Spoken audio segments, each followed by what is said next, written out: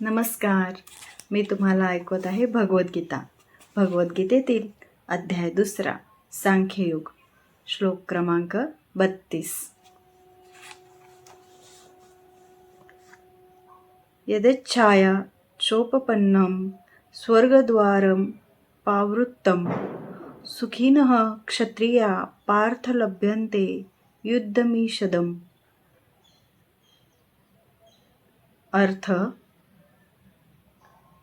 हे पार्थ, प्रयत्न न करताही अशा युद्धाची संधी प्राप्त झालेली क्षत्रिय खरोखरच सुखी आहेत, कारण या संधीमुळे त्यांच्यासाठी स्वर्गाची द्वारे सहज उघडी होतात. तात्पर्य: अर्जुन म्हणाला होता की मला या युद्धापासून कल्याणकारक असे काहीच दिसत नाही. यामुळे शाश्वत नरकवासच भोगावा लागेल. तेव्हा अर्जुनाच्या या प्रवृत्तीची विश्वाचे आदिगुरु भगवान श्रीकृष्णांनी निंदा केली होती. अर्जुनाने अशी विधाने केवळ अज्ञानामुळेच केली होती. त्याला हिंसक होऊन स्वतःचे नियत कर्म करावयाचे होते. क्षत्रियाने रणांगणावर असूनही हिंसक बनावे हे मूर्खत्वाचे तत्वज्ञान आहे. महान ऋषी व्यासदेवांचे पिता पराशर मुनी आपल्या पराशर स्मृतीत सांगतात की क्षत्रियो हि प्रजारक्षण शस्त्रापाणी प्रदंडयन निर्जित्य परसैन्यादि क्षितं धर्मेण पालयते. सर्व प्रकारच्या संकटातून प्रजेचे रक्षण करणे हे क्षत्रियांचे कर्तव्य आहे.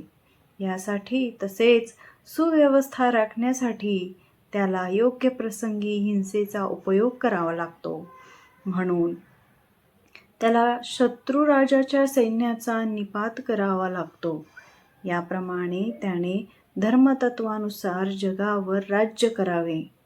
सर्व पैलूंचा विचार केल्यास अर्जुनाने युद्धापासून परावृत्त होण्याचे काहीच कारण नव्हते.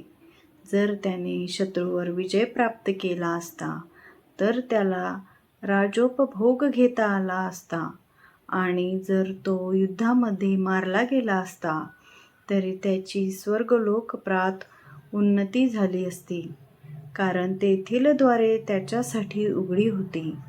दोन्हीपैकी कोणत्याही परिस्थितीत युद्ध करणे त्याच्यासाठी लाभदायकच होते.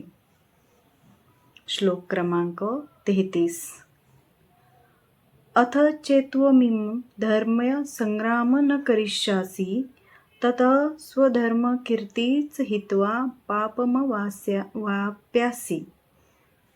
अर्थ: मात्र तू जर धर्मयुद्ध करण्याचे आपले कर्तव्य केले नाहीस तर कर्तव्य करण्यामध्ये निष्काळजीपणा केल्यामुळे तुला निश्चितपणे पाप लागेल, आणि याप्रमाणे योद्धा म्हणून तू आपली कीर्ती गमावशील.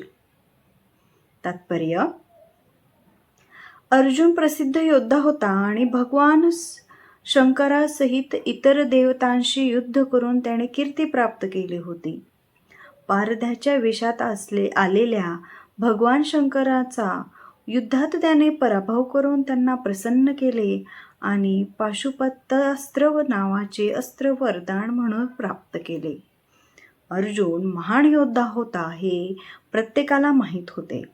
द्रोणाचार्यांनीही त्याला आशीर्वाद म्हणून असे अस्त्र वरदान दिले की ज्या योगे तो आपल्या गुरूंचाही वध करू शकत होता.